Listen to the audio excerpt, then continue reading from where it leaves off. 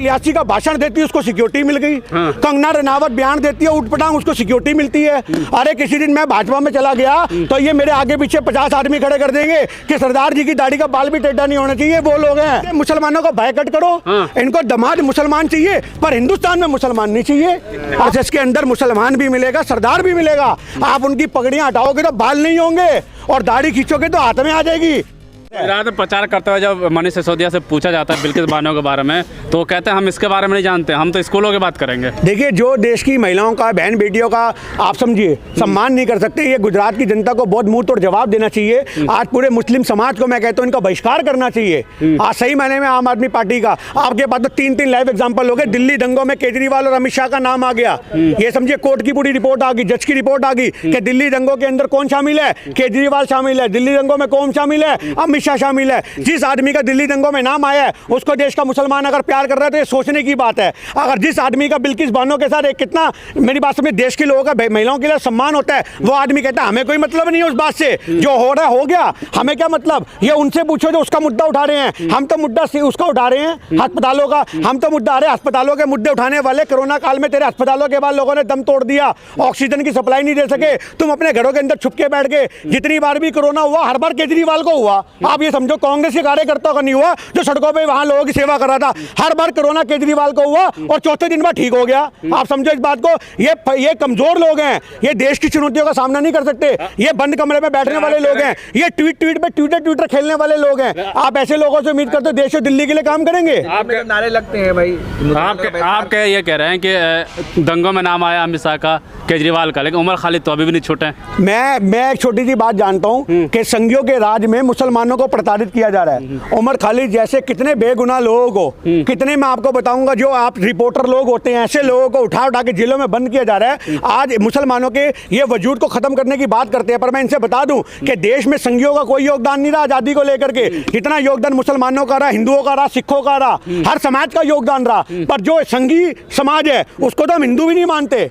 आज हमारी देश के अंदर हिंदू 2 तरह के हैं, एक बीजेपी के हिंदू, समझो इस बात को, जिनको अंधभक्त कहते हैं, देश में नफरत बांट रहे हैं। एक भाईचारे वाले हिंदू जो मंदिरों में अपनी सेवा करके लोगों का पेट भरते हैं, आज मंदिरों के अंदर एक प्यार मोहब्बत का संदेश देते हैं, जगह जगह जाके लोगों के बीचों के अंदर जाकर के वो एक आरती के द्वारा उनका सम्मान करते हैं। आज देश भी बटा हुआ है मेरे भाई। आज समाज में 2 तरह के लोग बन चुके हैं, एक वो जो अंधभक्त हैं, एक वो जो हमारे देश के एक्चुअल हिंदू हैं। आप हिंदू नहीं कह रहे हैं? मैं हिंदू सम्राट, ये हिंदू सम्राट है। 2002 दंगे भूल गए आप लोग, हिंदू सम्राट कहने वाले, उसकी रिपोर्टों को जलवाने वाले। अभी गुजरात आपको बताओ सचिवालय के अंदर आग लगवा दी, फाइलों को जलवा दिया क्योंकि इनको पता था इनकी पोल पट्टी खुल जाएगी। आप बात कर रहे हो बिल्किस बानो के मामले में ये लोगों ने रिहाई कर दी। आप सोचो, अरे एक छोटी सी बच्ची इतने इंसाफ की उम्मीद करती है भारत के संविधान से, और संविधान को दाग करने वाले लोग आज़ादी के दिन 15 अगस्त के दिन 11 रुपयों को छोड़ देते हैं और हमारे देश की महिलाएं उनको जाकर के मिठाइयाँ खिलाती हैं। अरे ऐसी महिलाओं पे भी लानत है जो ऐसे बलात्कारियों का सम्मान करती हैं, वो महिलाएं बढ़ावा देती हैं ऐसे लोगों को, उनके जाके मालाएं पहनाई जा रही हैं। आज सोचने की बात है कि ऐसे लोगों को रिहा करके आपने भेड़ियों को खुला छोड़ दिया कि उनके मन में जब आएगा जिस मर्जी की बेटी को उठाएंगे, बलात्कार करेंगे, उनको पता है उनका बाप बेटा छुड़ाने के लिए। तो ये सोचने की बात है। संस्कारी बता रहे थे, ये संस्कारी लोग हैं। आप सोचिए ये संस्कारी, अरे बलात्कार करने वाले आदमी को प्रायश्चित हो जाए, ये किस चीज का प्रायश्चित है? आप ये बात बताइए। आप मर्डर करने वाले को प्रायश्चित की खड़ी में खड़ा कर देते हैं। आज ये वही लोग हैं जो आसिफा के मामले में छोटी 7 साल की बच्ची को जिन्होंने नहीं छोड़ा, उनके समर्थन में तिरंगा यात्रा निकालने वाले, तिरंगे को दाग करने वाले, ये वो लोग हैं कि तिरंगा बलात्कारियों के सम्मान में लहराया जाएगा तो तिरंगे की शान कहाँ रहेगी? आप ये बात बताइए। ये सोचने की बात है। ये तिरंगे को कलंकित करने वाले लोग हैं, ये हमारे देश के संविधान को कलंकित करने वाले लोग हैं, ये हमारे लोकतंत्र को ना मानने वाले लोग हैं, और उसी में आम आदमी पार्टी तड़का लगाती है। अरे आज को केजरीवाल कहता है भगत सिंह से कंपेयर करो, मनीष सिसोदिया, सतेंद्र जैन को। अरे भगत सिंह वो आदमी था जो फांसी के तख्ते को चूम गया, और ये वो लोग हैं जो अपने देश की सियासत के लिए लोगों के पैरों को चूम रहे हैं, और वो भी ऐसे नेताओं के पैरों को चूम रहे हैं जिन्होंने देश में हाहाकार मचा रखा है। मोदी जी, ये मोदी जी के पैरों को चूमने वाले लोग। अरे मोदी जी कहाँ गए? दलितों का पैर धो के पानी पीने वाले लोग। आज दलितों का इतना शोषण हो रहा है, मोदी जी कहाँ पर है? हाथरस की बेटी के साथ इतना बुरा हुआ, उसको रात में जला दिया गया। ये दलितों का सम्मान करेंगे? आप इनको दलितों का सम्मान करने वाले लोग मानते हो? ये हिंदुओं का सम्मान नहीं करते। दिल्ली में हनुमान मंदिर तोड़ दिया जाता है, ये सियासत खेलते हैं। ये केजरीवाल ने टुटवाया, बीजेपी ने टुटवाया, राजस्थान में मंदिर टुटवाया भाजपा की एमसीडी ने, और वहां पे कहते कांग्रेस ने टुटवाया। अरे इनमें शर्म नहीं है? और लोग भ्रमित हैं, लोग सोचते राजस्थान के अंदर भैया कांग्रेस की सरकार है। अरे आप भूल के जाते हो, भारत की मिट्टी के कण के अंदर इन्होंने संघी छोड़ रखे हैं। जैसे आतंकवादी स्लीपर सेल छोड़ते हैं गली गली में, ऐसे गली गली में संघी हैं तो देश का माहौल खराब कर रहे हैं। क्या राजस्थान में भाजपा का संगठन नहीं है? उसी भाजपा के संगठन के मुसलमान ने उस, अभी आपको पता होगा, वो दर्जी का जो गला काटा था, वो दर्जी का गला काटने वाला कौन था? वो भी भाजपा का निकला। अरे देश में सारे दंगे ये कराते हैं, मुसलमानों को हायर करते हैं। आप ये मत सोचो कि देश के अंदर जो मुसलमान है वो बीजेपी के साथ नहीं है। अरे आपको आरएसएस के अंदर मुसलमान भी मिलेगा, सरदार भी मिलेगा। आप उनकी पगड़ियां हटाओगे तो बाल नहीं होंगे, और दाढ़ी खींचोगे तो हाथ में आ जाएगी।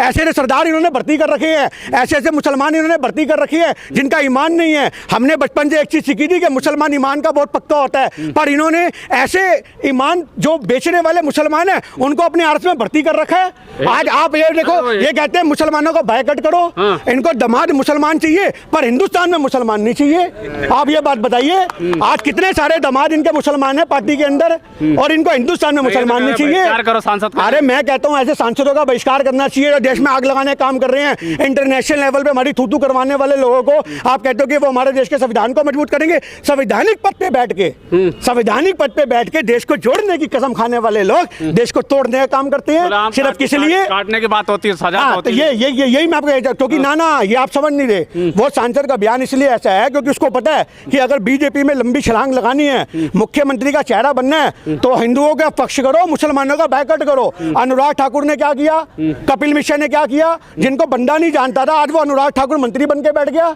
इनके पास ये बड़ा अच्छा तरीका है। और आप अभी समझो, वो इनके इलियासी साहब वो राष्ट्रपिता बदलने चले हैं। आप ये सोचो, वो अंधभक्तों को एक नया काम दे के आए, टास्क कि लो अब मोहन भागवत को राष्ट्रपिता बनाना शुरू करो, सोशल मीडिया पे ट्रेंड चलाओ कि मोदी जो है और जो मोहन भागवत है वो राष्ट्रपिता किसको मान रहे हैं? गांधी को नहीं, वो मोहन भागवत को मान रहे हैं। और उसमें इलियासी ने योगदान दे दिया। इलियासी का भाषण देती है, उसको सिक्योरिटी मिल गई। कंगना रनावत बयान देती है उठपटांग, उसको सिक्योरिटी मिलती है। अरे किसी दिन मैं भाजपा में चला गया तो ये मेरे आगे पीछे 50 आदमी खड़े कर देंगे कि सरदार जी की दाढ़ी का बाल भी टेढ़ा नहीं होना चाहिए। वो लोग हैं, आप क्या लगा रहे हो? क्योंकि आज हम कांग्रेस के साथ हैं तो हमारे पे हर कोई आंख रखता है। मेरे कार्यालय में आके हर दूसरा आदमी ऐसे कंधे पे हाथ रखता है, सरदार जी क्या बात है, बहुत बोलते हो, सरदार जी क्या बात है, प्यार मोहब्बत नहीं जिंदगी से, सरदार जी क्या बात है, परिवार से नहीं है प्यार। तब हम उनको बोलते हैं, दरवाजे पे बैठे बड़े प्यार से बैठा है, जिस टांगों से है वो टांगे भी नहीं रहेंगी। धमकी देते हैं। हम लोग डरपोक थोड़ी ना भाई, हमारे अंदर भी संविधान को मानने वाले लोग हैं हम, पर हम भगत सिंह को मानने वाले लोग भी हैं। हम संविधान का भी सम्मान करते हैं, हम भगत सिंह का भी सम्मान करते हैं। अगर हमारे परिवार पे आँच आई तो इन संगियों को याद दिला देंगे छठी का दूध, ये किसी होश में हो। तो ये सोचने की बात है कि हमारा देश नफरत से नहीं चल सकता, उसी नफरत को हम त्यागना चाहते हैं। ये हमारे खिलाफ 4 गालियां देते हैं, हमारे दरवाजे पे आके हमको धमकाते हैं, हम तब भी कहते हैं भाई ये नफरत छोड़, पानी पी, चाय पी, और राहुल गांधी जी की भारत जोड़ो यात्रा का समर्थन कर। आज उस समर्थन से देश जुड़ रहा है, आज उस समर्थन से लोकतंत्र मजबूत हो रहा है। गली गली के अंदर राहुल गांधी जी के समर्थक हैं। ये लोग बोलते हैं कि वो जो समर्थक हैं वो कांग्रेस के हैं। अब इसी में 2 बातें खड़ी हो जाती हैं। अगर वो लाखों आदमी कांग्रेस के हैं तो कांग्रेस सत्ता में क्यों नहीं है? आप ये बात बताइए। और अगर वो एक्चुअल में भी कांग्रेस के नहीं है, देश के लोग हैं, तो भी कांग्रेस सत्ता में